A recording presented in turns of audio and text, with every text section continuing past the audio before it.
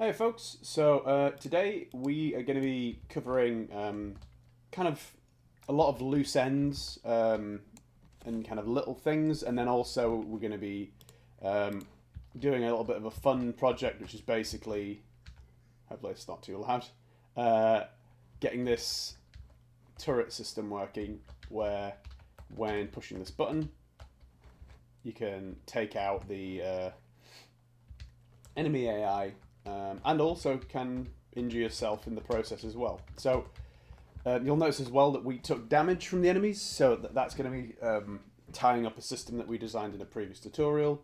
Yeah, there's going to be lots of like little kind of tasty nuggets of information that we're going to be running through. So I'm just going to take a minute just to kind of reset the space so we can kind of start the tutorial from where you are, and then we'll get stuck in. So let me just pause this. Okay, so I've just reset the space. I've got rid of the launcher. I've got rid of the elements of code that we created before. So now, so I just need to disable one quick thing because this is one of the old blueprints that just needs disconnecting there. That should resolve that issue. Yep, great. So, yeah, now we're back to what we had before. The enemies. We need to. There's one thing I need to fix which I've missed, but yeah, in general we've got this enemy that can hurt us. So, just to kind of show you how I got that working, what we need to do is, bear with me a second, this little section of code here. So basically what this is doing is similar, if you think back to when we did that tutorial before, wrong door. Okay, so remember when we did this tutorial, when we were dealing with kind of boxes that injured the player upon collision, we're going to reuse that logic for our purposes here. So yeah, we basically cast the player, and where is that piece of code? It's here. So yeah, this is basically running through, this is reducing the health, kind of injuring the player. Yeah, so that's a pretty useful repurposing of that code. One thing that you'll notice is that how do I put this? Basically, like the game is at the moment. If I just quickly let this collide, so you'll notice that without having to have a collision boundary, I'm able to have the enemy hit me and injure me there. And whilst that is useful in itself as it is, for when we're doing our cannonball systems later, we will need a extra sensing collision volume around our character. So we'll get back to that in a little bit, but for now, this should be fine. Before we get any deeper into this, one thing that I would advise you all to do, for the purposes of kind of resetting very quickly, it'd be worth getting a key bound to have the reset function. So, I can quickly do that. The way you can do that, rather than doing it in the first person character like this, the problem with this, if I demonstrate that now, hopefully you can still see that. If I let myself get injured, this is tied to enter, so it'll, come on. You'll also, yep, so if I try reset now, I'm pushing enter, it's not working. The reason for that is because as part of the player, we disabled input when the player dies, so this code won't run. So we can delete that. The place that we want to recreate that code is in blueprints, in the level blueprint. And I've got this little section of code here, which checks to see if R is pressed irrespective of the player, and then that resets the level. So, so yeah, that's great. So close that. I can compile that. You'll notice as well that when the AI kind of collides with the player, if they're already colliding with them, they don't keep diminishing the player's health. So that's another reason why having a sensing volume is kind of better than just relying on the kind of hard collision of the enemies. So yeah, in terms of what we're going to do first, we are going to, for the purposes of kind of doing this tutorial, I'm going to add that collision that we just talked about. So I'm going to call this capsule collision. So if I scale that, remember, make sure that that is larger than the collision of the object. So just a little bit, it doesn't need to be a huge amount. Realistically, you don't want your AI to have like a huge amount of overreach. That won't feel very good in terms of gameplay. So yeah, just enough to kind of differentiate itself from the physical collision. Compile that. So now if I try that again,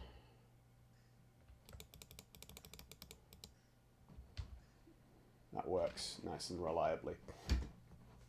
So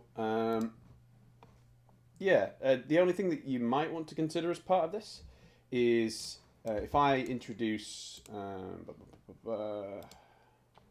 actually I could do it from here. Control C, Control V. If I make a little army of these now, you'll notice with this new system that it is very, very quickly to have your health diminished to 0. So the way that we can address that in a relatively easy manner is if you come, ignore all of the other variables I've got. If you come to your health manager, you can see I've used lives for this, and knock it up to something like 25. Then it'll be a little bit more manageable dealing with multiple enemies, you know, rather than it just stripping your health back down to 0 immediately. Yeah. So it isn't gonna, you know, it's gonna give the player at least a chance to take injury and stuff like that. So now that we've got that more or less set up, let's delete these duplicates, and let's just move that over a little bit. Let's get the beginnings of our launcher constructed. So let me get rid of these, hide those in the content, the tutorial content. Yeah, let's just quickly save. Oh, sorry, I just want to go over one more thing before we dig into this launcher. This is kind of an important thing and kind of unrelated to what we've been talking about. If I just kind of go into this horrible folder of all the tutorial content so far. I just want to get this back out. How do I get that to... Oh, move to... Give me a sec. Why is it not letting me move it?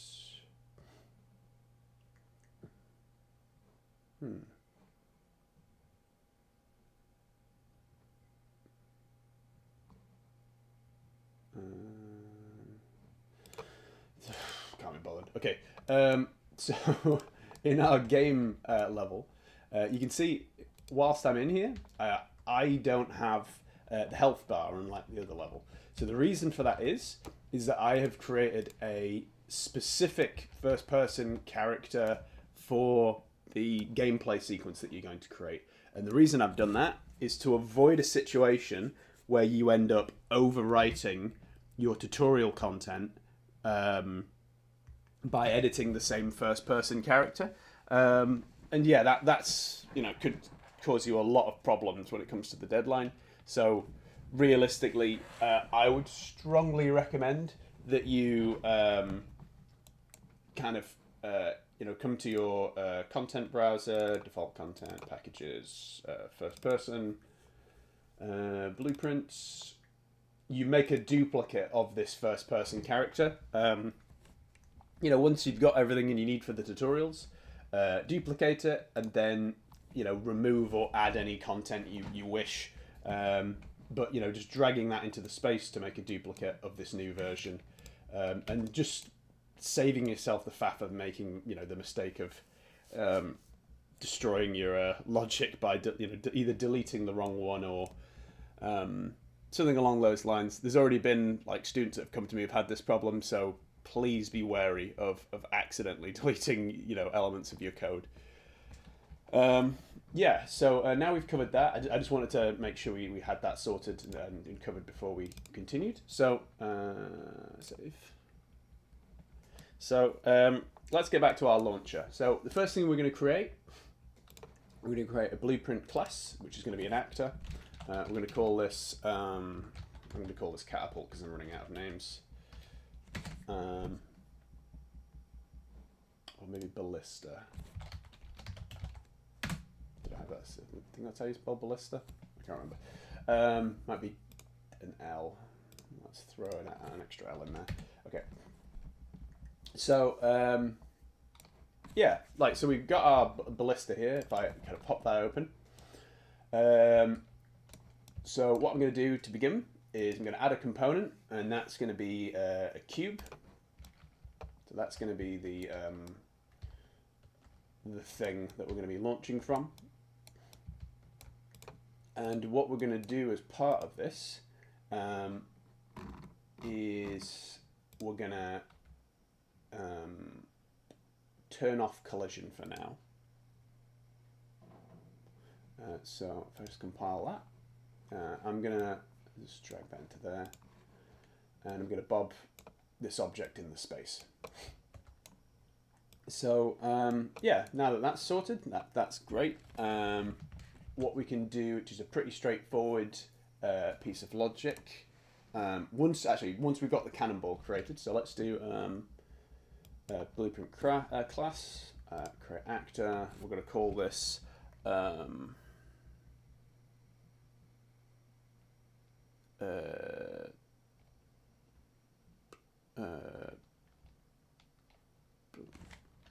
rock. He's going to call it rock because yeah, I can't think of anything else. Or let's do projectile just to try and make things. Hopefully that isn't taken.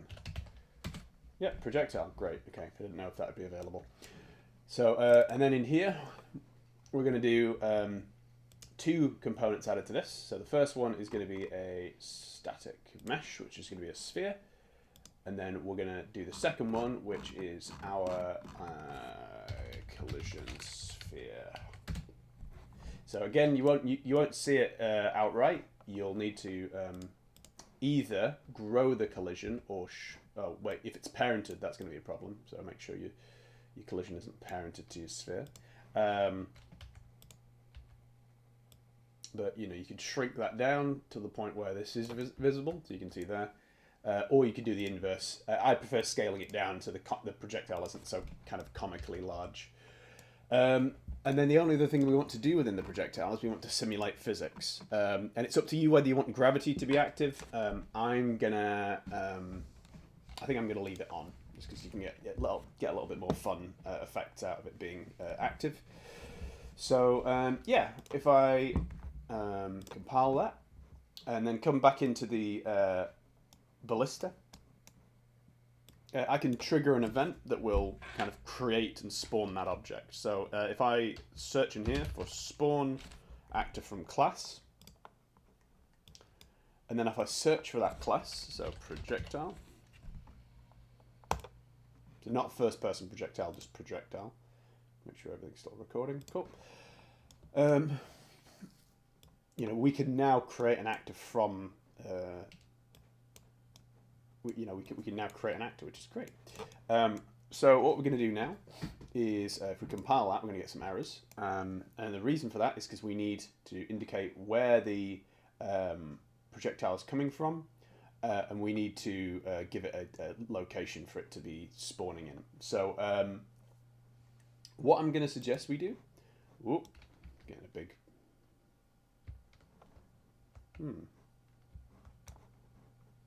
okay, I think we need to fix that error before we see that again. So what we need to do is we need to get a reference to our actor location. Let's do self. Get a reference to self. So instigator, we need to get our transform. Get actor transform.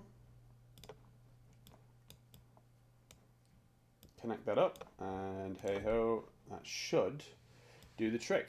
So one thing to note as part of this is that you've got the collision handling override. This basically determines whether something should spawn if it's being blocked by collision. So if we hadn't removed the collision for the cube, so if we bring that back and set it to,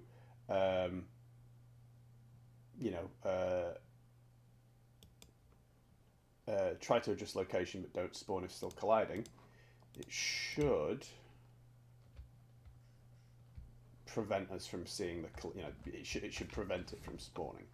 So the way that we can address that is in two ways. There's the cheap way, which is to remove the collision, which means it should now spawn a ball.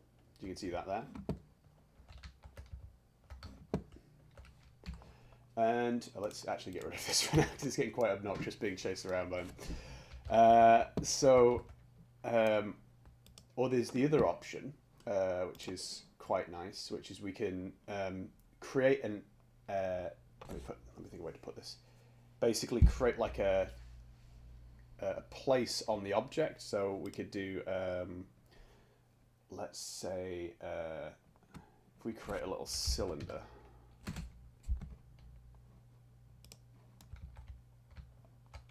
And rotate that. Bring that out the front.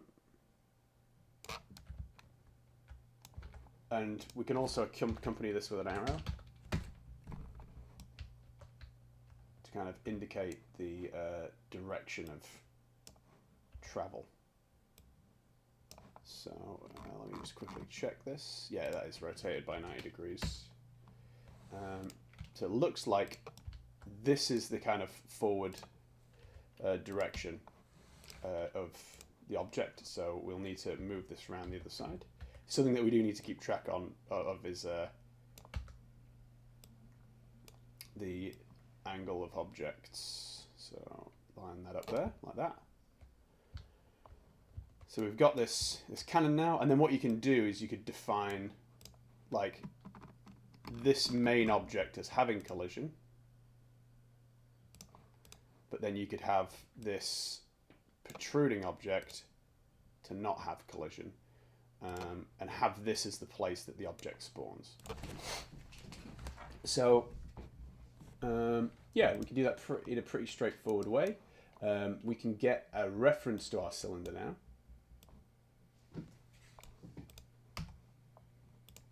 And we can now connect that up instead.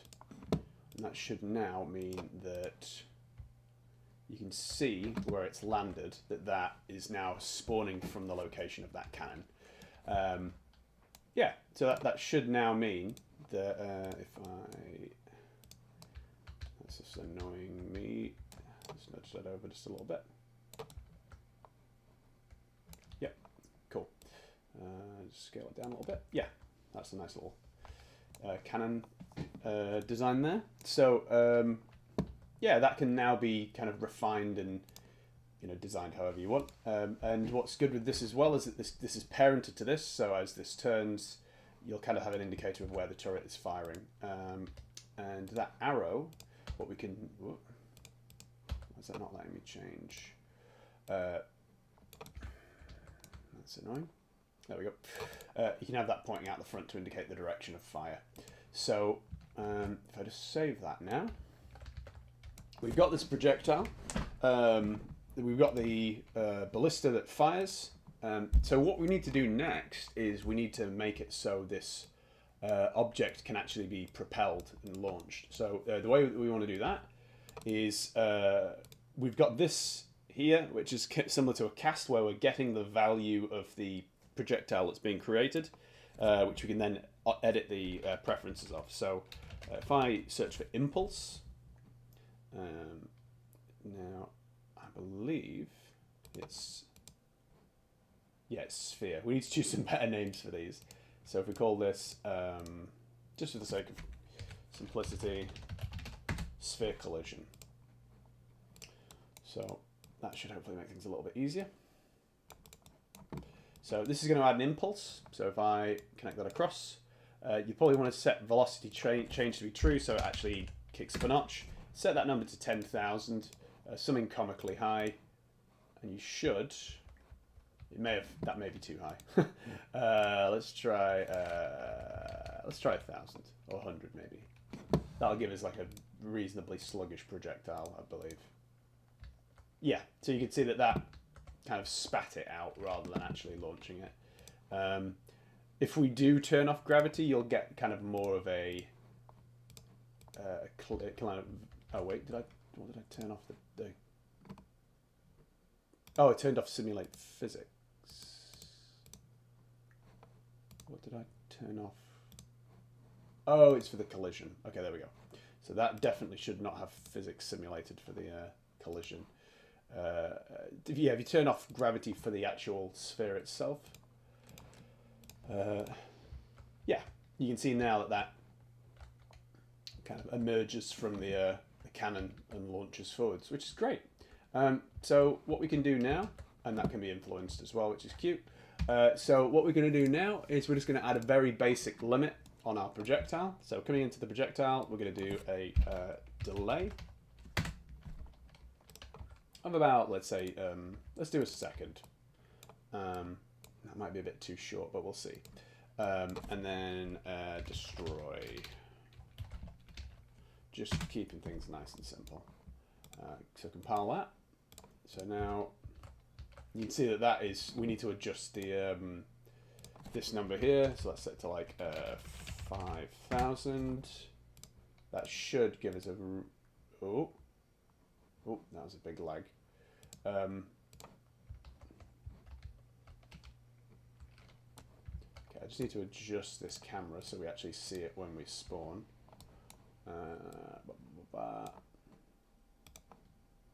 Yeah, you saw that getting fired out at pretty high speeds. Yeah, which is great. What we can do is, if we want to see kind of a little bit more of that happening, we can come to here, we can create a custom event. So we've created those previously for a variety of different things. We're going to create a custom event. We're going to call it firing. And we're going to plug that in there. And then the last thing what we're going to do is we're going to do delay. So let's do a 1 second delay. Be careful that you don't set that to something too comically small that it breaks your game. You have to click play. You can see now that is pretty reliably firing. Oh, that's clipping through the wall there. Damn, you're probably a little bit too fast on the projectile there. Yeah, so you can see that that's working quite nicely, and as a matter of fact, I believe that you can see that it's bouncing off us. As I said, one of them for some reason is going so fast that it's literally passing through us, so we might need to just dial those numbers down a wee bit. So let's bring that down to 3,000. We'll be changing it to something different in a moment anyway, so it's not a huge problem. So yeah. Yeah, you can see that's a bit more reliable now. It's just slightly out of my jumping range. Cool. So that's great. So now what we're going to do, we are going to address a quick problem. So if I rotate this now and I fire, you can see it's firing from the cannon point, but it's not firing in the direction that we would hope. So we need to address that to make it fire on a local axis. So the way we can do that, if we just save everything, so Control, Shift, and S, we're going to come into our object, and we are going to grab a reference for our cylinder. We're going to get the forward vector of our object. And yeah, we're going to connect that up. Now for this, we might need to just kind of crank up the duration of the projectile to be able to see the effect, because it might be very, very slow, or even non-moving. I think it might be non-moving, literally. Oh. Pending kill. Huh, let's check what I just did there. Let's disable the kill code just for now. Compile that, that's all looking good.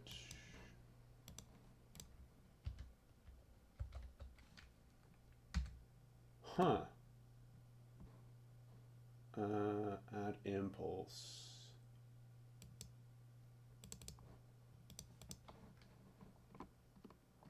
What have I missed there?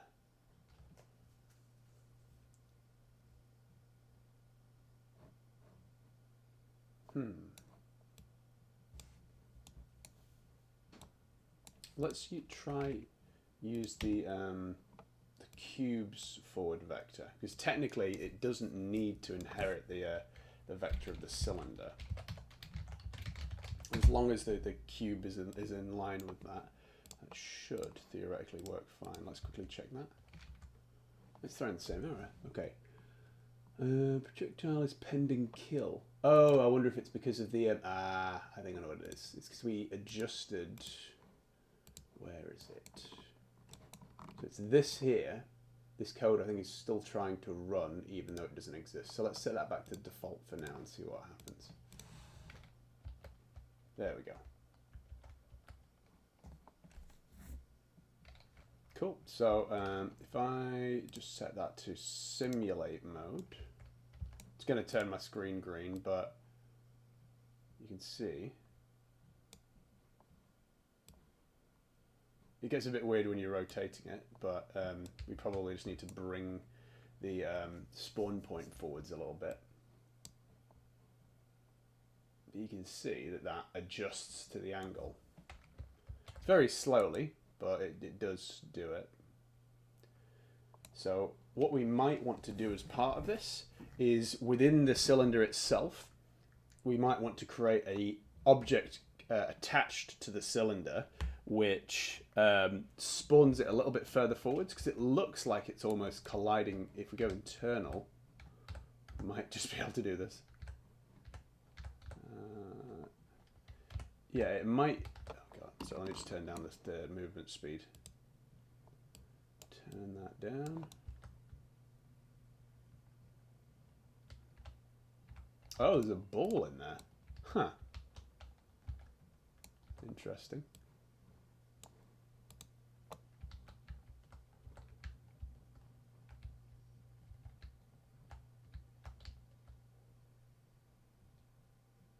Interesting. Okay. Admittedly, I think that might be happening because we've got it's such a low number, and they're actually just ricocheting off each other. So what we can do, if I get a multiplier and multiply by integer and set this to something like 400, this shouldn't be a problem of it being inside of there. Let's take a quick look, shall we? If I come back around here, there shouldn't be any more internal spheres. Yeah, it's because basically like the sphere was sitting inside of here because it was moving such a low distance. The thing that was actually pushing it along wasn't the any kind of force. It was literally just the projectiles like kind of awkwardly clicking off of each other, like you'll see here. Hey, you've got like a weird Newton's cradle thing going on right here. That I'm going to close because it looks like it's about to break in a horrible way, and I don't want it to crash the computer. So, yeah, so you can see now that we've got our projectiles spawning, kind of launching forwards in a reasonably reliable way. What I will do is I'm going to turn that up to maybe 1,000 now. And then I'm going to turn the gravity back on. As I said, this is entirely your preference. I'm just curious to kind of see how this looks. Yeah, if I just click play. So I need to turn that camera move speed back up. Okay, whoop, there we go. So if I grab this now, kind of aim it, that can now be aimed in any direction you want. And you've got this nice little targetable cannon, which is really cute. So you know, you in your code, you could do something like tie this to a you know, some kind of like patrol code that maybe it kind of turns on a pivot like left and right and kind of shoots over like that. You know, or you could, you know, if you really wanted to go advanced, which I probably wouldn't recommend for the purposes of this module, is have it specifically target individuals. But yeah, there's a lot that you can kind of do with this mechanism now. So yeah, now that we've got that working, let's kind of get our projectiles disappearing again. So connect that back up. So set that to probably, I think 1 should be okay at the speed we're firing them. So let's check that. Yeah, that's about right, I think. I'm going to just crank up the speed of the projectile just a tad more. So set that to like 2,000, so it actually has a bit of oomph behind it. I think 3,000 should suffice. Yep, beautiful. Okay. I like that you get a little bounce off the wall before it disappears. So, yeah, what we can do next, which is a nice little implementation, is we are going to get our player reacting to the projectiles.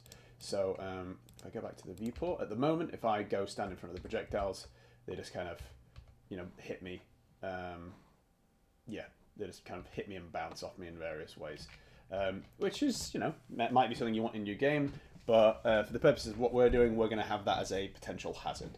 So similar to what we had before, we are going to have in our projectile a little piece of logic, pretty straightforward, that is going to, on overlap with another actor, we are going to reduce the health of our player. So if I search for cast to first person. Now remember, once you've created your second copy of your first person character, you'll need to have a way to differentiate between. So do not, do not name it something like first person character 1 and first person character 2. Give it a distinct name so you can kind of differentiate between the two, because otherwise you will mess that up and you'll end up with flaws in your code. So connect that across. And then as the first person character, if you remember, we've got that a damage code. I can connect that. And now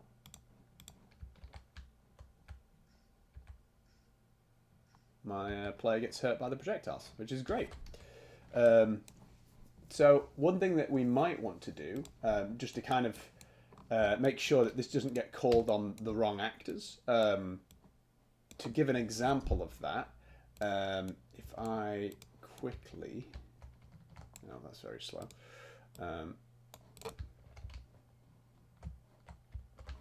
Where is an example? Sorry, bear with me a quick sec. I'm just trying to find one of these buttons that's been left in the level. Yeah, here, this thing. So I've got this object here. If I go through and trigger this box. Oh, thanks, because I landed on it. It triggered funny. There we go.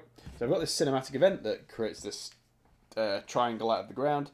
You know, that's great and all. The only catch is if I add my AI back in. So probably should have moved it off to the side in hindsight, because I'm going to have to dig through the folders. Third person blueprints. I believe it's that one. So if I start that off, and oh no, you can see that the AI actually triggered the event there instead of me. Where's the AI?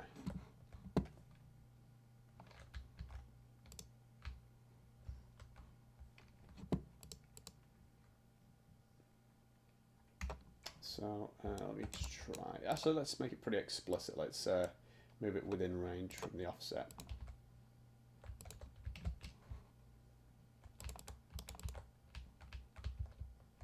Oh, looks good. So it's moving around it. Oh wait, this might actually be one of the ones I fixed. I was wondering why it wasn't. Yeah, yeah, I got that. Okay, never mind. I need to find another one. I was wondering why it was so effectively avoiding triggering the events. Let me see if this is one of them. No, it's not. Sorry about this. I've done too good a job. Yeah,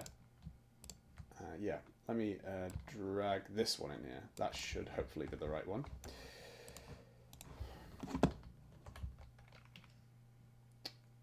So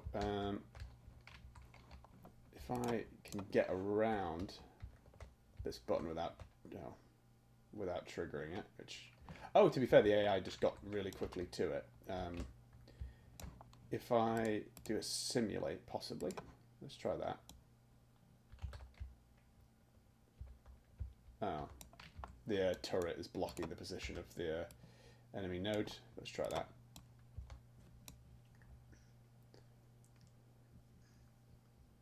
Because I'm still on the map, it's making that noise. Let's see if it'll go for the node. Come on. That's very frustrating. It's not playing ball. Okay, I guess I'll have to move the... Oh. That's extremely annoying. Let me move this further into location. I've wasted too much bloody time trying to get this thing to respond. Okay. There you go. So you can see that accidentally and unintentionally, we didn't want that to trigger at the same time as our AI. We only want this to be triggered by the player.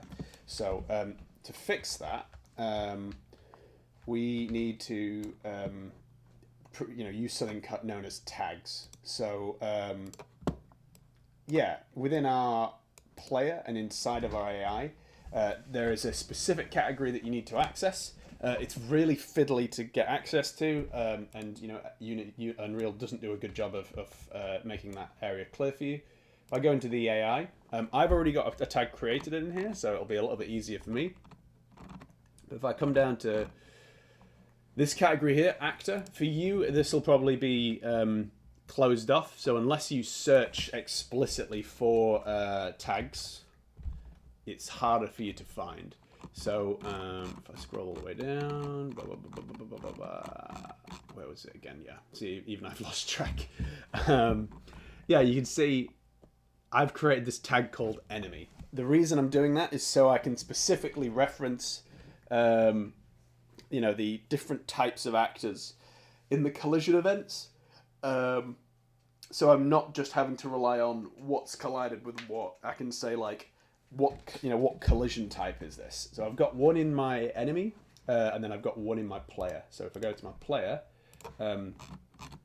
you'll see that I've got under actor, you can see I've got one element in my array, which is player. So I've got player and enemy defined in my code. So I'm going to create within here, rather than just having this as it is, I'm going to add a little caveat at the start, which is going to be a branch, and I'm going to, off of here, I'm going to check the tag of the player. So actor has tag, that option there, and I'm going to check if the tag is player, do this. So it's going to run this piece of code here. And what we're going to do for the enemy is something similar. So if false, we're going to create another branch, and we're going to create another tag, and that tag is going to be enemy. Remember that target needs to be connected to there, otherwise you're going to get an error. And yeah, we're just going to do this one more time. So we're going to cast to the AI. AI pawn. And what we're going to do, this is slightly different to what we covered in the tutorial in class, but I figured out a more efficient way of doing this. We are going to create a custom event similar to what we've got for damage for our AI inside of the AI pawn. This one's going to be a little bit simpler than what we had before, but yeah, we're just going to call this custom event. So this is inside of our AI character, and we're going to call this death. Pretty abrupt, and we're just going to call say kill print I am dead. So now, when the AI gets hit, it's going to trigger that event. We just need to define the event itself. So death. This is being done to the AI. So now, if we hopefully the AI gets hit. Come on. Well, to be fair, one thing we can do, which is cute, is we can target the turret. Can try and play target practice. Yeah, so you see there? Got the little message, I am dead, showing up on the screen. So we can see that it's responding to the turret and the projectile itself. Okay, cool. So we're just going to pause there for a quick moment. I'll be back in a sec. Okay, so we've got our AI working with the health damage. We've got our cannon that is firing in multi-directions. And we've got our projectile that now hurts the player and it, inverted commas, harms the enemy. So what we're going to do next is we're going to actually expand that logic for our enemy. And in doing so, we're going to kind of create the logic to injure the player with traps, or the enemy with traps, essentially. That, you know, the death state could be triggered by other elements in play. So, yeah, let's kind of dig into our enemy code right now. So the first thing that we're going to do next is we're going to get rid of our I am dead code. We're going to simulate physics. And we're going to do this not to the capsule, not to the collision itself. We're going to do it to the mesh. So the mesh is your kind of the actual 3D model that's being applied in game.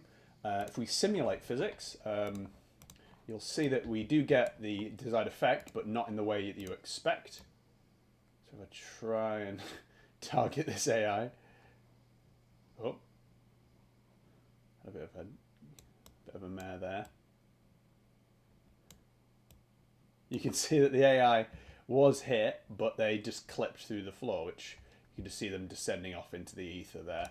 So what we need to do, we need to add one more piece of code to that.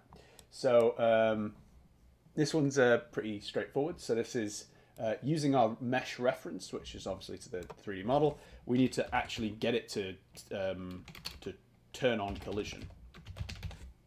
So we need to set collision to be enabled. One of the things that is annoying about the phrasing of this is that this is called set collision enabled, but there isn't like the equivalent of set collision disabled, even though disabling the collision is within that you know, that option panel. So you just watch out for that. So we're just going to set this to physics only, no query collision. So that's not going to update the object. It's just going to get our how do you put it? It's just going to physically collide with stuff, not continue to update. So our player can't be killed by a dead object, basically. So if we can get this AI to get in the way. Tell you what, I'll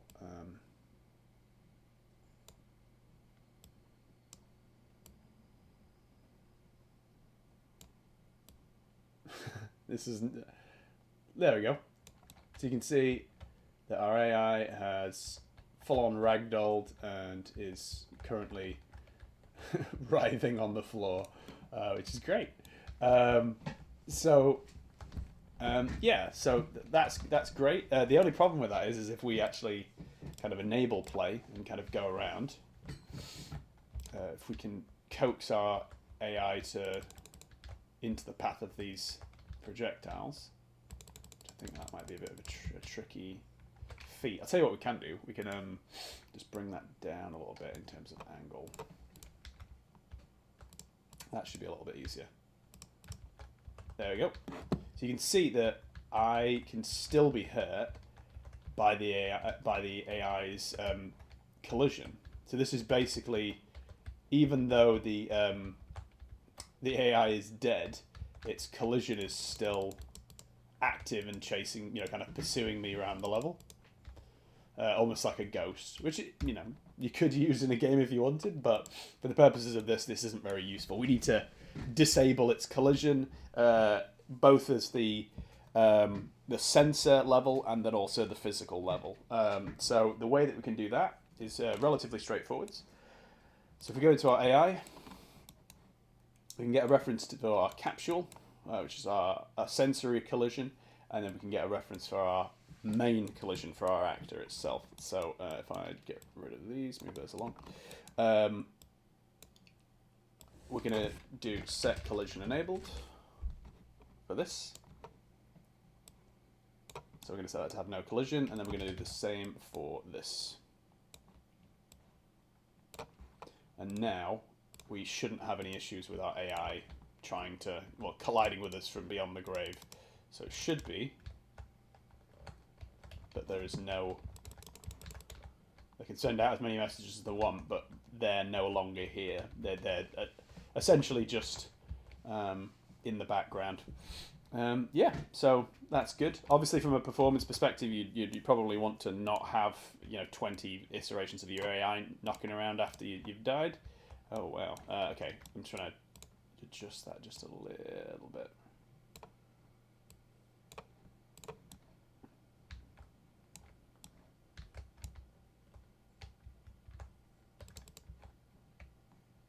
Okay, that's not worked the way I hoped. Let's bring that down a little bit, and I'll move it closer to the wall so it actually has some.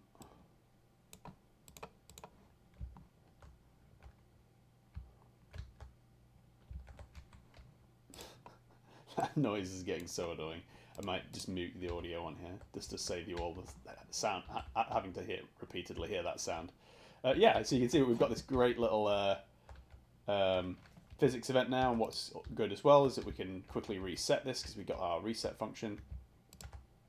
So we can get lots of amazing ragdoll slapstick events occurring. And what's great about this piece of code that we've in particular created now, if I can get away from him, yep, so is that we can now actually tie this to different objects. So if we kind of do a, whoop, where is it? If we do a callback to our cubes from previously, I think these should still harm me. Yep. So if I just nip into these cubes, I can do the same logic that I've done in the other one. So I can create a branch. Oh, from the wrong thing. Branch tag.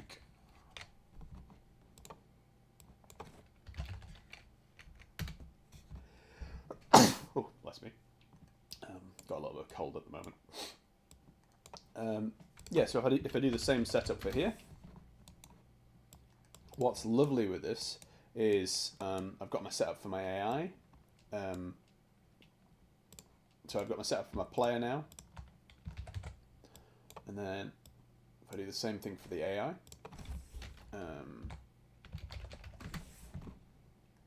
I can now have this object have the same event trigger. So cast to AI class. So it's AI AI pod. That goes to there, and then as the AI trigger the death sequence. So now this random cube on the floor, if I can lure the AI over it, will also kill the player. So yeah, it's really, really useful for being able to kind of set up, if you wanted multiple entities in your level that could potentially kill the AI. Another option is if you wanted a, let's say, I'm just using this as a hypothetical. I go into simulate mode. If you wanted to create something like a giant crusher. Oh, is that not letting me move? Huh, okay, that's interesting. That's unfortunate. But yeah, if you wanted like a giant crusher that was going to potentially flatten the AI. Oh, cool. So I just need to set it to movable. Yeah, so if I try that now, assuming the AI doesn't run to its oblivion, which it has done, let me turn this cannon upwards so it doesn't. This might not help. Yeah, that's fine. So I can potentially have this as like a thwomper, you know, or some kind of thing that will crush the AI. So if it steps under, it's like a wily coyote sketch. Let's move to here.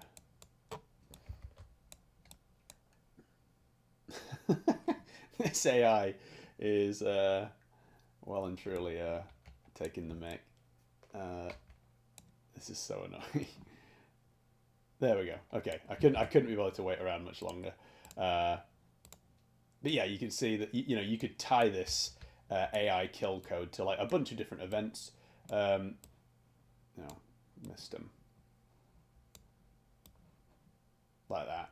So you could have like an animated object with this kill code attached to it that your AI will then try and like survive around. So yeah, it's pretty versatile on that front. So there's basically just one more thing that I want to kind of cover as part of this. If I just shrink that down a little bit back to what it was. We're going to create a button that actually triggers this this cannon based on, let's just adjust that. Yeah, basically adjust this cannon to fire rather than just having it automatically trigger. So let's just quickly create that. It shouldn't take too long. I'm conscious that this has already gone on for nearly an hour, so we can wrap this up soon. So we're going to create a blueprint class. We're just going to call it ballista button. Create our new event. We're going to create our cube. We're going to create our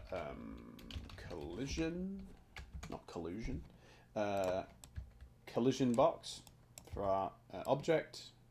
Remember to make the collision bigger than the box itself. I'm going to change the material of this to something nice and red.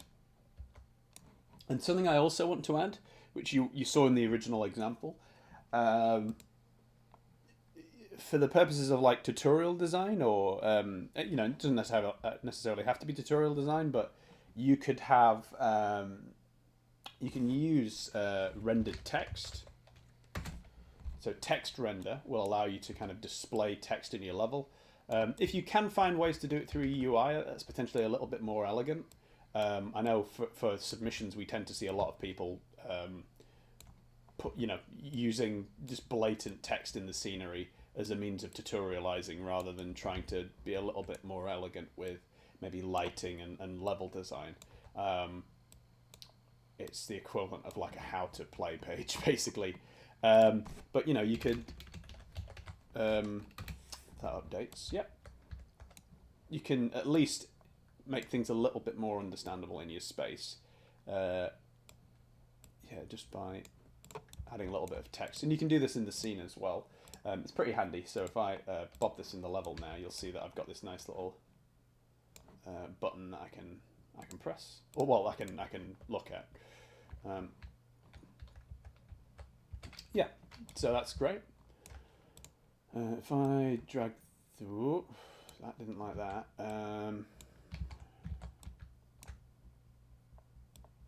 Drag that across and plonk it down on the floor. Beautiful. So if I can go over to my button. Oh, that's not the button. This is the button. So where's the AI? Is it dead again? I guess it must have died.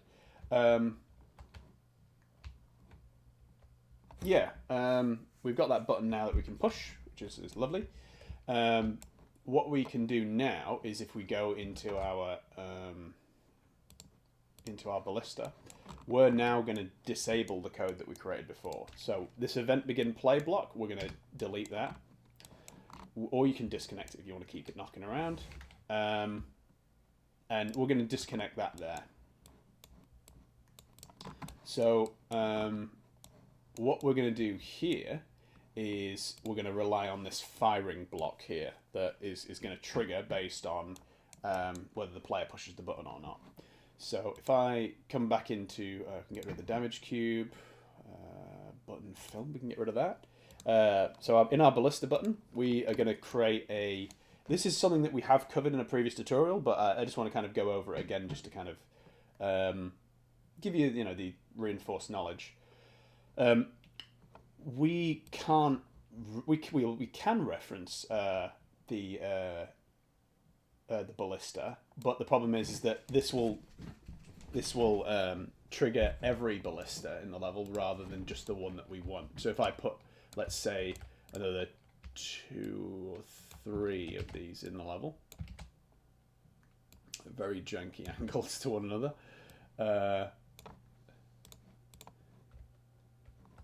we could theoretically set it so, on overlap. Although I don't think that'll even work because it's not the ballista that we're referencing in the as the other actor. The other actor is going to be the first person in this, so I don't even think this would work. If I just quickly test that, I'm pretty sure that will either fail or isn't going to fire. Let's try. Yeah, so you can see that doesn't work. The reason that doesn't work is because with our overlap, the other actor that is colliding at the moment is the first person character. This would only work as a piece of code if it was the ballista that was colliding. So what we need is a reference to the ballista that we're talking to. So to do that, as we've done previously, we're going to create a reference. So we're going to call this ballista actor. Let's add actor on there just to be sure. And yeah, we're going to get our actor reference. So because we're referring to an individual actor in the level, we're going to click and drag that in, and we're going to connect that up. So this is, this will compile, it'll work fine. We need to make sure it's visible because otherwise it won't reference anything in the level, and that will cause an error, or at least the code won't do anything. So we need to make that visible so we can define that reference in the level. So yeah, if I get rid of these other 2 turrets, if I eyedrop that now,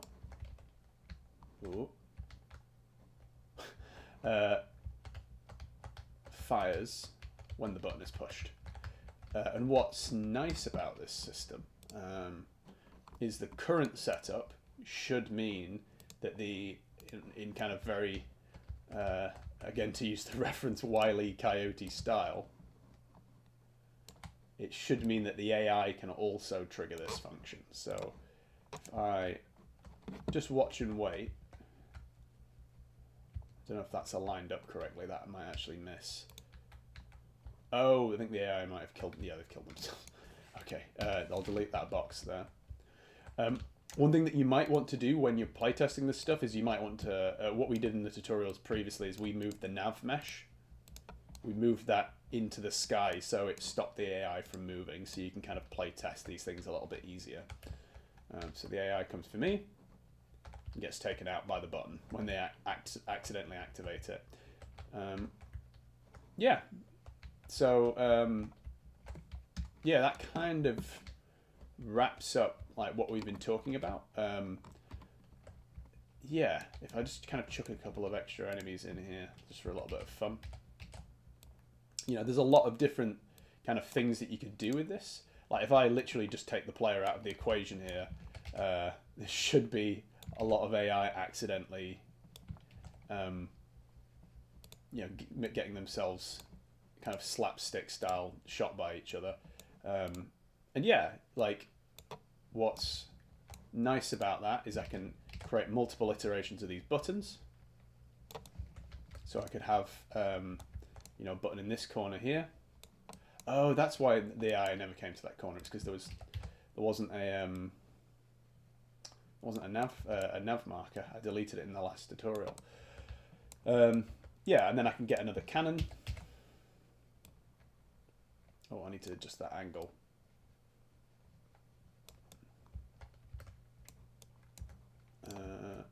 And then I'll just need to re-reference the new ballista.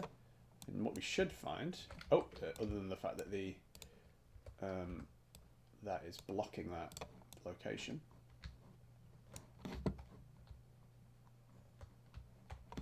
I probably would be better in simulate mode, so I'm not getting absolutely mobbed.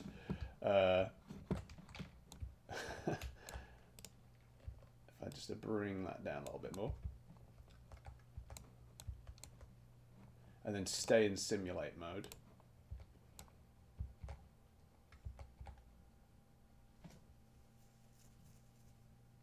Oh, looks like the AI are getting stuck.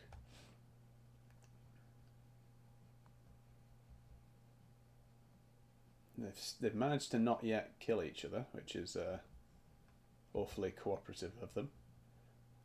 It looks like because of the angle of this, if I change that just a tad. There you go. Nice. Beautiful. That's somehow like 1 degree of adjustment turns that section into a kill box. So if I do that one more time. Beautiful. Smashing. So yeah, there's like so much kind of cool stuff that you could do with this. You know, and as I said before, this doesn't have to be just like a turret in your space. This could be an airlock, and you know that when you trigger, you spawn a volume that kills the enemy. You know, you could have it be that you have like a post-processing effect in a room that kills the enemy when it goes in it. You could have it be you know, if you wanted to go really advanced with it, which is something I'd commend you to potentially try out, is if you wanted your AI to be a little bit more durable than just immediately getting ragdoll killed, you could have it so they lose health over time. So rather than just an immediate insta-gib, it kills them gradually. Yeah, so that's really nice. That the only other thing you might want to look into, which I think we might be able to cover. Let's see how we're doing for time. We'll probably wrap it up there. I think, yeah, we've covered enough in this tutorial. But yeah, if you have any other questions, more than happy to kind of answer those. Yeah, we've obviously covered a lot. Yeah, if you have any other comments or questions, just feel free to message me, and I'll try and answer them the best I can. Yeah, cool. Thanks for joining us through this, and thanks for your patience with watching the video. And yeah, if you have any questions, just let me know.